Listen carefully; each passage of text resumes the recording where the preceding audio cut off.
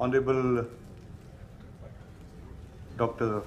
Suresh Naik, Uday, the distinguished leadership, senior leadership of IPMA, Plast India, Plastivision, ladies and gentlemen.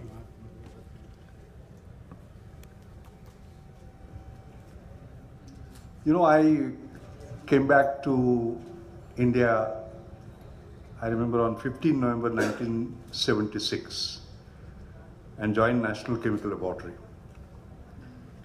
And the first thing one did was to set up a polymer science and engineering division. So this was done almost 40 years ago.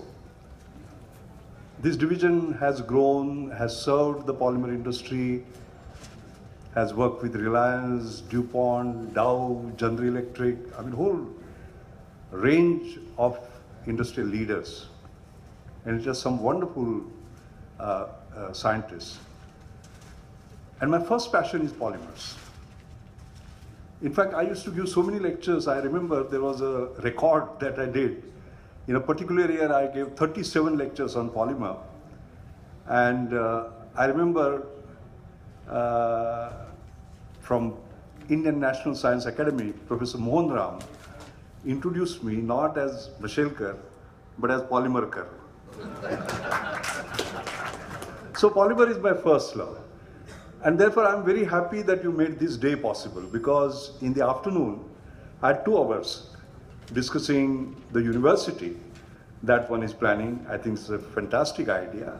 And I'm going to work, shoulder to shoulder with you to make sure that we create something that is world class. And then now I'm spending around 3 hours. So 2 plus 3, 5 hours with polymers today. So I must thank you, basically, rather than your thanking me.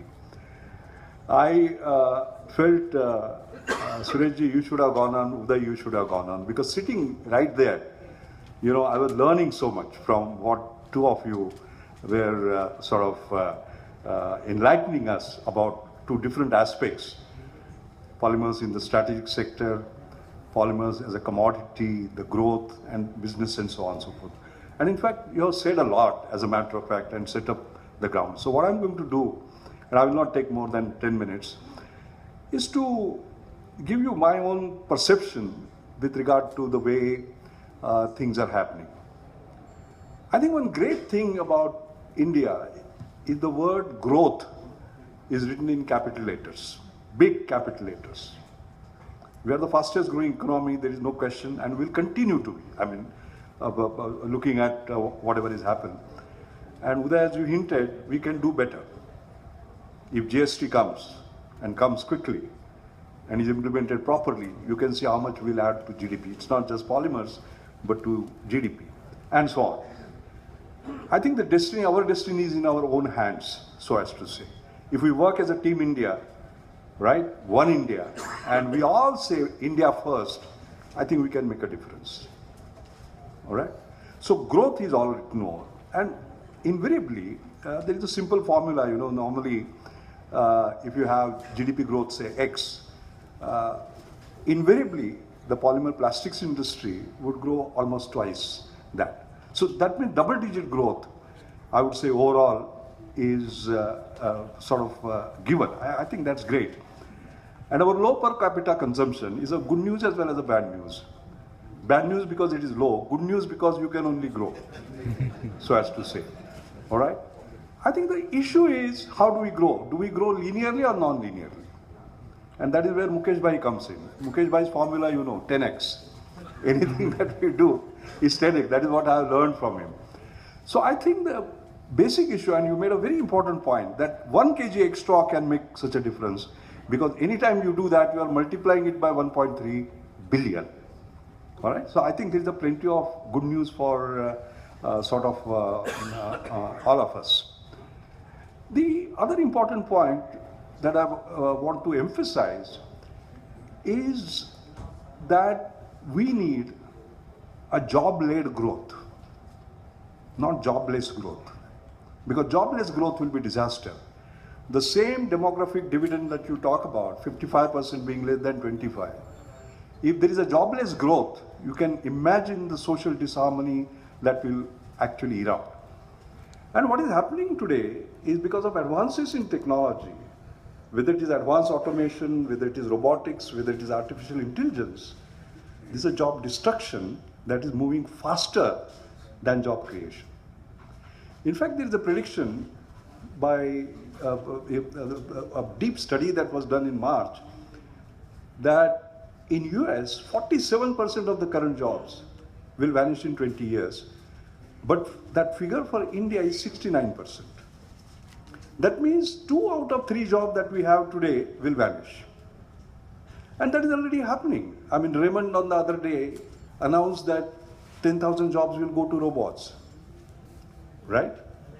Somebody who met me in Ahmedabad, I will not name him, is one of the textile magnates. He said, Doc, we had 400 people working in that particular unit. Today I have 40, thanks to advanced automation and robotics. All right?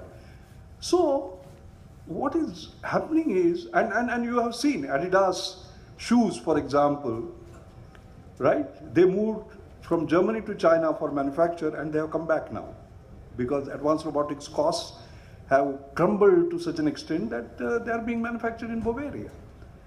And if this robotics and automation takes over in the manner that it is, then what is the difference between a car manufactured in Chennai and car manufactured in Detroit? All right? So, the artificial advantage that one had, not artificial, the real advantage that we had because of low labor costs, that is going to vanish over a period of time because we are also not remaining poor. Our GDP per capita is also basically growing.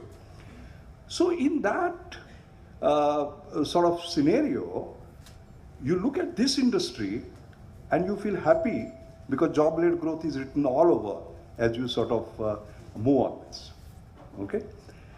And therefore, when you talk about 30,000 plus processing units, and happily one says 85% are SMEs, I think that's what we are basically looking at, and the number of jobs that we are talking about, etc., 4.5 million primary, and then there will be secondary and tertiary and so on and so forth. I think that's a very good news. So for India to have a job-led growth, I think this is a great sector. There is no question about that at all. And as was rightly pointed out, I mean, there are several sort of areas where we are going to go. For example, infrastructure, construction, healthcare, agriculture, FMCG, and the consumer society today. And you give beautiful sort of figures. So everything will be linked. I mean, flexible packing, for example, will just boom. There is no question about that because consumerism and flexible packaging, once again, and FMCG, they all sort of go together. So I think growth is written sort of all over. I think there are 2 or 3 words of caution that one has to talk about. At least that is my wish list. The first point that I'm very keen on is when we say make in India, I'm very keen to see make in India based on science, technology, innovation, engineering done in India, not assembled in India. All right? And how do we do that? I think is going to be the question. I'll tell you something simple in order to explain that. China, iPhones are produced there by Foxconn, right? For every iPhone that is sold, China gets $10 as a profit. Of course, 4.5 million jobs are created. But for that $10, Apple takes away $350, 35 times more. So what are the options before us? One is sweat it out, get $10, but 4.5 million jobs. The second is go slightly below this, use your brains, right, like Apple does, and get $350. The third is, but not many jobs, only techies, small number. But the third is, Sweat it out, get those 4.5 million jobs, you can require that. Also use your brains and also get that $350. That is Make in India based on science-led innovation dynamic. So therefore, one is happy to see the growth that we have. I'm also happy to see machinery being sort of manufactured here, this and of course we import from China, we import from Germany. Germany is the master, of course, in terms of processing industry. I would love to see ourselves developing our engineer skills, our technologies, this, that, and the other, ourselves. I'll give you an example. Now you would say he's preaching. What is he doing, basically? I launched, when I was the Director General of CSR, and this is linked to polymers and plastics, so you will also relate immediately on what should be the kind of model. For example, take fuel cells. They're the future, right? Proton exchange membranes. Membranes are polymeric. So we are talking about our own business. For love or for money, that technology is not available. The Ballards of this world, they will send you a black box. So previously what we used to do, we would reverse engineer it, copy it, right? Okay. And we are at their mercy, basically, whatever price they charge and so on and so forth. We created what is called as the New Millennium Indian Technology Leadership Initiative when I was at CSR, private-public partnership. The private sector gets money at a very low interest rate, to be returned only if you are successful, by the way. And the public institution who partners gets a loan, gets a grant, and they work together, right? Now this is not just venture capital, it's adventure capital, if you see, the kind of risk that one is taking, accepting that we are looking at challenges which can be transformative as far as India is concerned. Right here in our National Chemical Laboratory, along with Sikri, Karaikudi and National Physical Laboratory, led by Dr. Ashish Lele, who is, as you know, one of the finest polymer scientists we have in the country. He won the ₹500 crore Infosys Science Award, Bhatnagar Prize and so on and so forth, because I wanted the very best scientists to apply their mind to do this, because we are not in reverse engineering, we are not copying, we have to go ahead of them. If Ballard gives a technology, I would like him to go ahead of him, not just copy what they have done. And I'm very happy to see together, and along with industry, Reliance is involved there, and a couple of other companies are involved and so on. Today I'm very happy to say our dream has come true. They have created a fuel cell which exceeds the performance, the best that Ballard has to offer. Exceeds. There have been breakthroughs. There have been breakthroughs like polybenzophenol based membranes is a standard. They have created now something which is based on polyionic liquid copolymers, where the proton exchange efficiency is twice as much as Ballard. Covered by 25 patents, by the way. All right? And as we speak, in Patharganga, the trials are going on, by the way. Costs, by indigenization, as well as by technology, have been brought down by a factor of 3 as I speak. What does it mean? When they are mass produced, there will be a factor of 5. So what are we talking about? We are now talking about doing what Ballard does at 1/5 of the price, right? But performance will be at least 20, 30, 40% better. This is getting more from less, all right? This is affordable excellence, because costs are 20%, but excellence exceeds. So I think we have to now create new sort of models, and this is where government can come in, because now this will be technology leadership. But how do you create business leadership? That is where policy is coming. For example, we have 400,000 towers today, each having a diesel generating set, emitting particles, 150 nanometers, okay, emitting something like 1,000 tons per annum. What will fuel cells emit? Water. It is hydrogen and oxygen giving water, right? Naik sir? Yes, sir. Rather than particulates.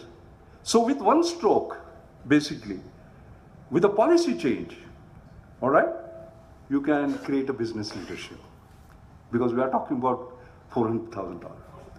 So the central point I'm trying to make is that a time has come where we should not be happy by saying that first in India. We have to say first in the world. First in the world, basically.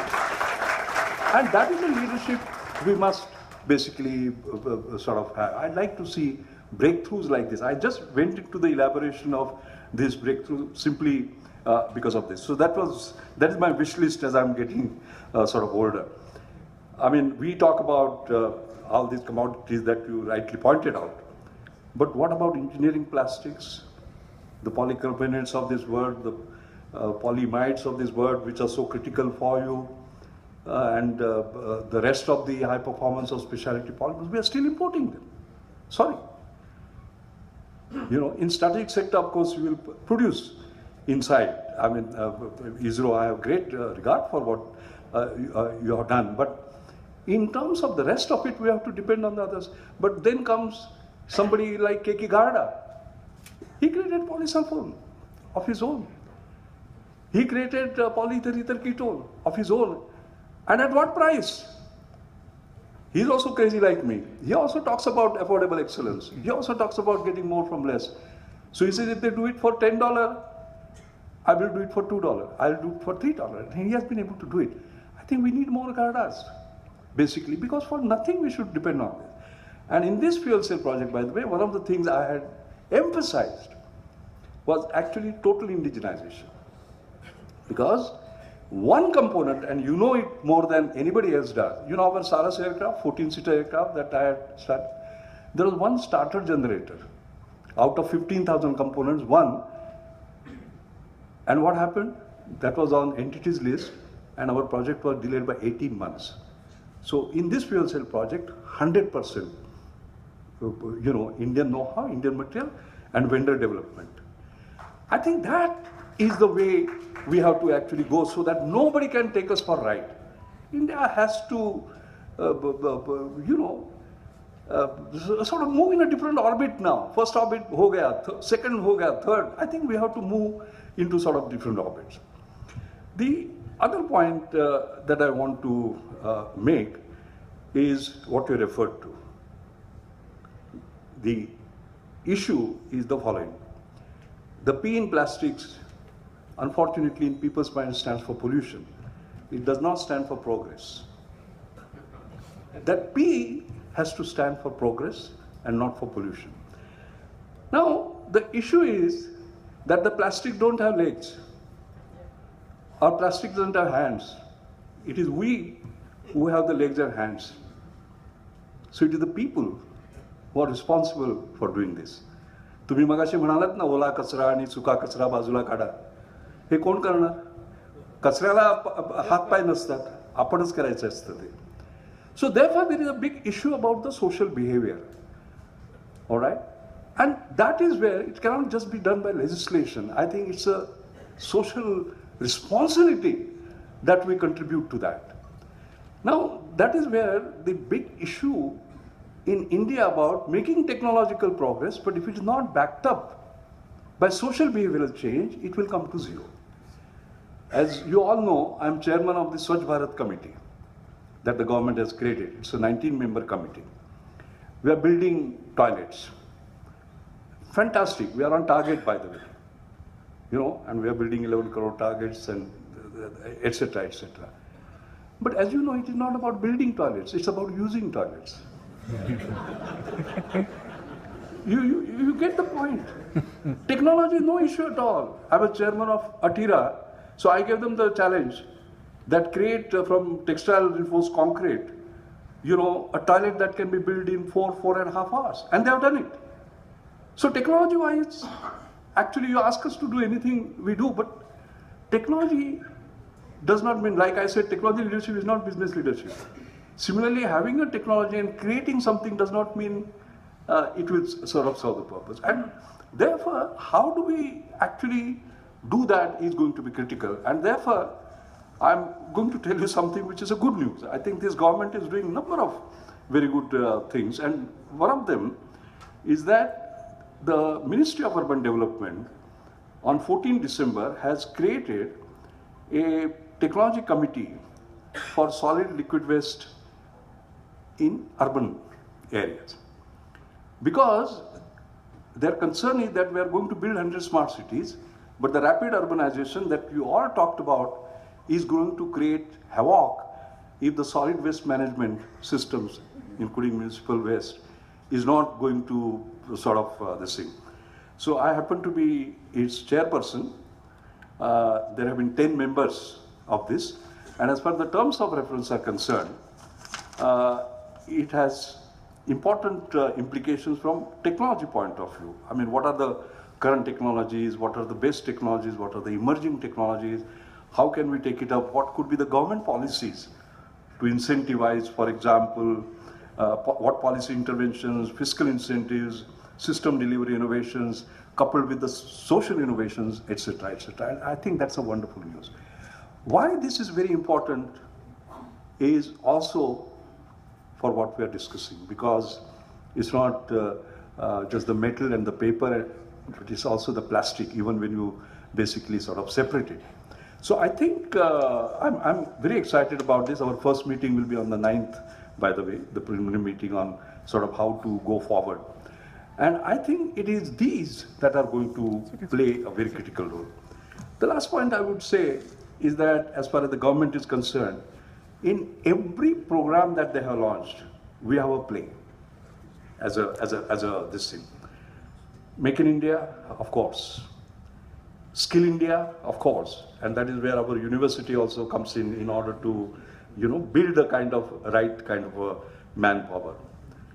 Startup India, yes. Entrepreneurs, technopreneurs in particular. I would like to see more technology-based sort of entrepreneurs, technopreneurs. Digital India, yes, of course.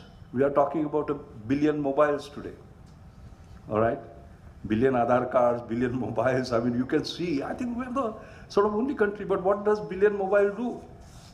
There is a major problem on e-waste, basically, all right? So what do we do? How do you handle that? We have a Pune International Center here, by the way. I happen to be its president. Dr. Vijay Kelkar is the vice president, basically. And we bring out policy papers, and we have just brought out a policy paper on e-waste, basically, including the legislations, regulations, and so on. And a lot of it has to do with the waste that is going to be created by our Digital India initiative. And as you know, in the mobiles that we carry, the kind of challenge we are going to have in dealing with sort of that. So let me sum up by just saying that, first of all, growth is written all over. One will like to see non-linear growth, not linear growth, basically. We are a nation in a hurry, number one. Number two, it has to be sustainable growth. Number three, it has to be job-led growth, right? Sustainability in terms of environment, that's what we talked about.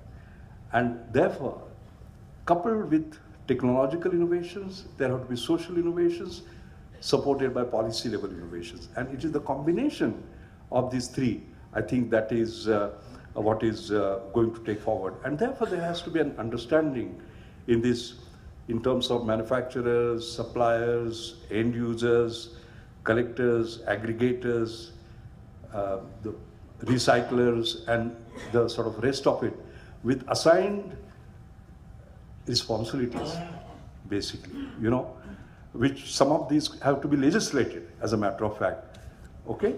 Because with that holistic view only, I think sort of we can move forward.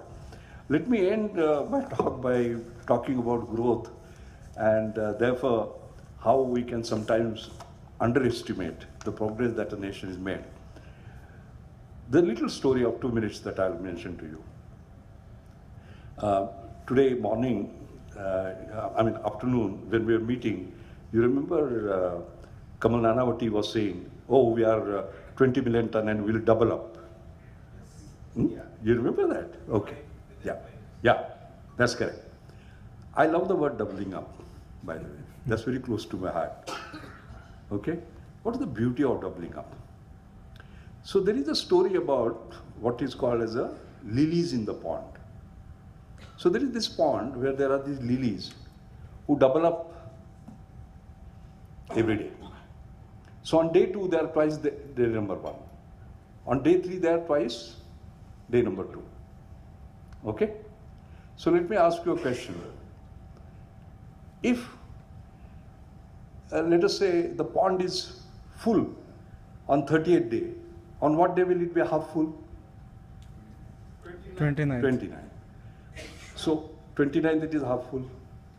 28th it will be quarter. 27 1/8. 26 1/16. 1/16 means 6%. So supposing you visit that pond on the 26th day, you will see it empty. 94% is empty. That means it is practically empty. And you will give it up, right? But you don't know in 4 days' time is going to be full. Ladies and gentlemen, India is lilies in the pond on the 26th day. Thank you very much.